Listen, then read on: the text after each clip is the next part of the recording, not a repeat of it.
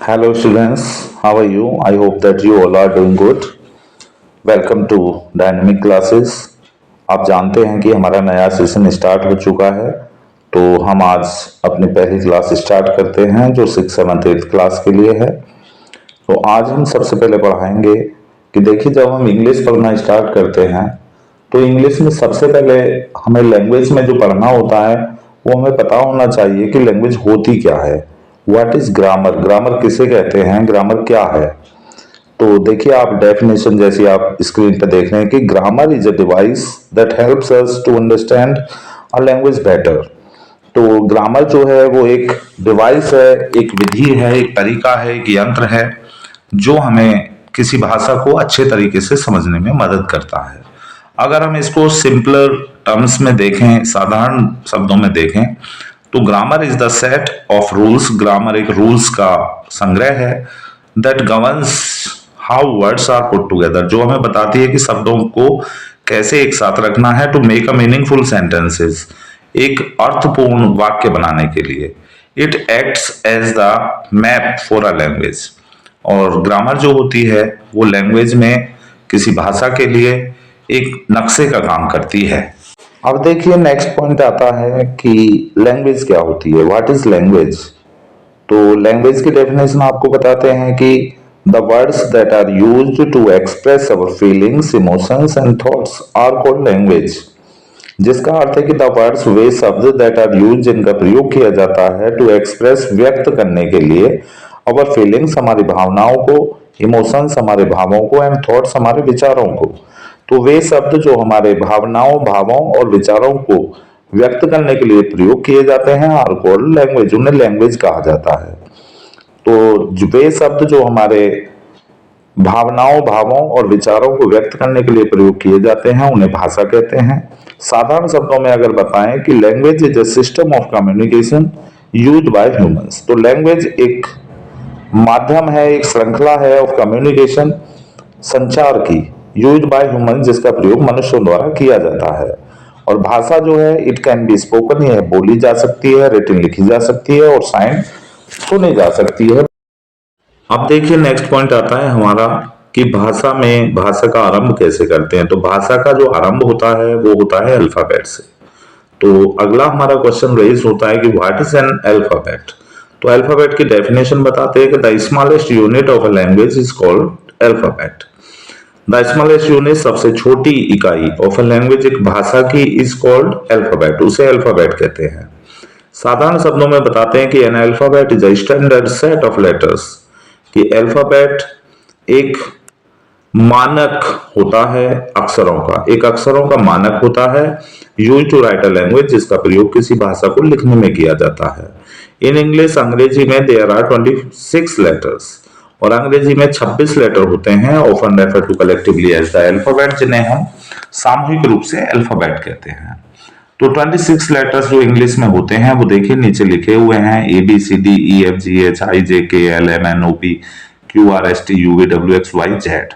तो इस तरीके से हमारी जो इंग्लिश लैंग्वेज है उसका आरंभ जो होता है वो इसके अल्फाबेट से होता है, और अल्फाबेट 26 होते हैं जो ए से लेकर जेड तक होते हैं। अब इसके बाद देखिए हमें जब पता चल जाता है कि अल्फाबेट क्या होते हैं, तो अल्फाबेट के भी काइंड्स होते हैं। तो नेक्स्ट पॉइंट आता है काइंड्स ऑफ लेटर्स, की लेटर्स के कितने प्रकार होते हैं। The English alphabet is divided into two categories. अब इंग्लिश के जो अल्फाबेट होते हैं, इंग्लिश के जो अक्षर होते हैं, वो बच्चों दो भागों में बांटे जाते हैं। अब एक तो होते हैं वोवेल्स और एक होते हैं कॉन्सोनेंट्स।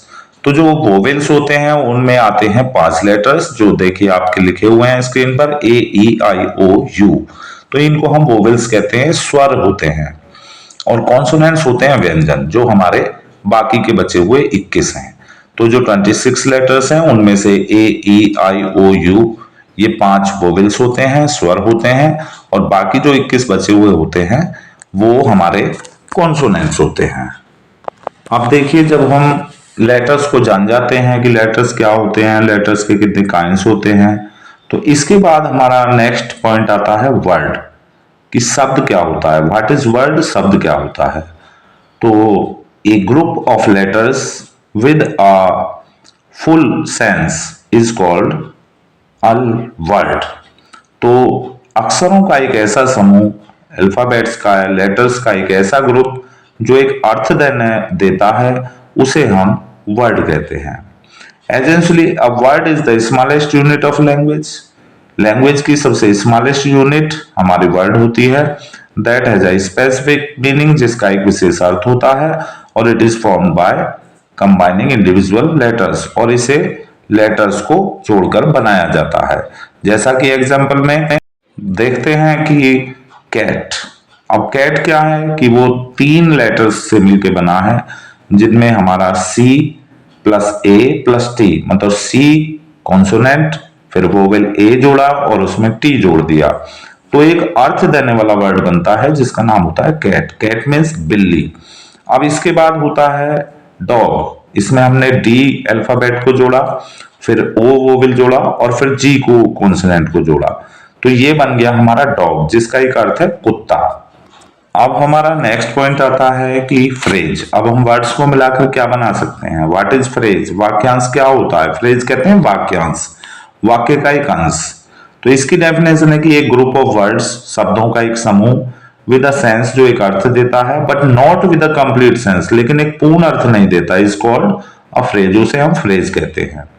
ग्रामर में a phrase is a collection of words. Phrase जो है वो शब्दों का एक संग्रह होता है, that acts as a single unit, जो एक अकेली इकाई के रूप में काम करता है, but lakhs both a subject and a verb, लेकिन इसमें ना सब्जेक्ट होता है ना वर्ब होती है। बिकॉज ऑफ दिस, इसी कारण, it can not stand alone as a full thought, इसलिए ये पूर्ण रूप से एक अर्थ नहीं दे पाता। इस बात को एग्जाम्पल से समझते हैं, जैसे इन द रूम, कमरे में, तो 3 वर्ड्स हमने जोड़े हैं, इन और द और रूम। कमरे में, तो कमरे में ये एक अर्थ तो बनता है, लेकिन पूर्ण अर्थ नहीं बनता। अब नेक्स्ट एग्जांपल देखते हैं कि under a tree.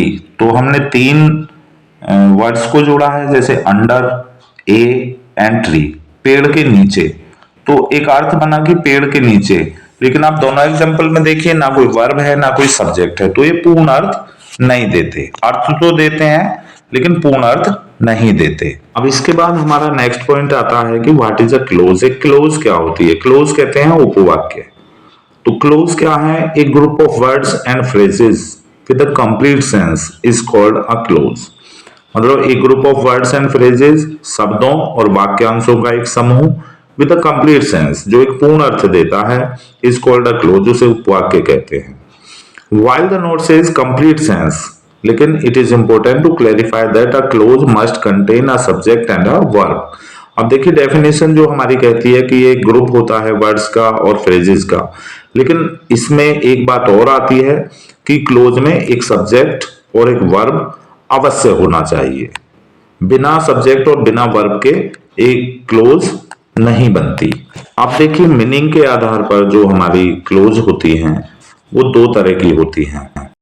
First is called independent clauses. तो इंडिपेंडेंट क्लोज क्या होती है? कैन स्टैंड अलोन, यह अकेली आ सकती है, एज अ कंप्लीट सेंटेंसेस, एक पूर्ण वाक्य के रूप में। तो इंडिपेंडेंट क्लोज होती है कि जो पूर्ण वाक्य का एक अर्थ देती है और अकेली आ जाती है। डिपेंडेंट क्लोजेस क्या होती हैं कि प्रोवाइड सेंसेस, ये अर्थ तो देती हैं बट नीड अनदर पार्ट, लेकिन एक दूसरे भाग की जरूरत होती है ऑफ द सेंटेंसेस, सेंटेंस की। तो ये अर्थ तो देती हैं लेकिन इन्हें वाक्य के दूसरे भाग की आवश्यकता होती है टू बी कंप्लीट, पूर्ण होने के लिए। अब इन चीजों को एग्जांपल से समझते हैं कि देखिए व्हेन यू रीच्ड हियर, जब तुम यहां पहुंचे, सी हैड गॉन अवे, वह जा चुकी थी। तो व्हेन यू रीच्ड हियर ये क्लोज है। तो दूसरा सेंटेंस जैसे she had gone away is an independent clause, यह एक इंडिपेंडेंट क्लोज है। तो जो हमारा सेंटेंस है कि when you reached here she had gone away, तो जब तुम यहां आए, ये डिपेंडेंट क्लोज है, ये आश्रित है। मतलब जब तुम यहां आए तो फिर क्या हुआ? एक पूर्ण अर्थ नहीं आ रहा। इसके लिए हमें सेंटेंस के दूसरे क्लोज की आवश्यकता पड़ी, जो है सी हैड गॉन अवे। ये एक इंडिपेंडेंट क्लोज है, वह जा चुकी थी। तो इस तरीके से हमें पता चलता है कि there are 3 kinds of clauses. ये क्लोज हमारी 3 तरह की होती हैं। First is principal clause, the main part of a sentence that can stand alone. ये सेंटेंस का एक मुख्य हिस्सा होता है और यह अकेले आ जाती है, इसका अकेले प्रयोग किया जा सकता है और एक पूर्ण अर्थ देती है। सेकंड होती है सबऑर्डिनेट क्लोज।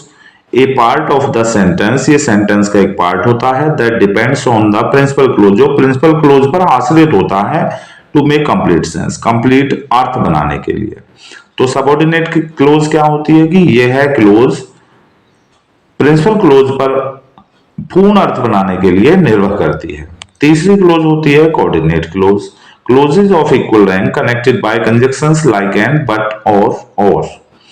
तो ऐसी क्लोजेस जो प्रिंसिपल क्लोज के बराबर होती हैं, उन्हीं के समकक्ष होती हैं और बराबर अर्थ देती हैं, और ये कंजक्शन से आपस में जुड़ी हुई होती हैं।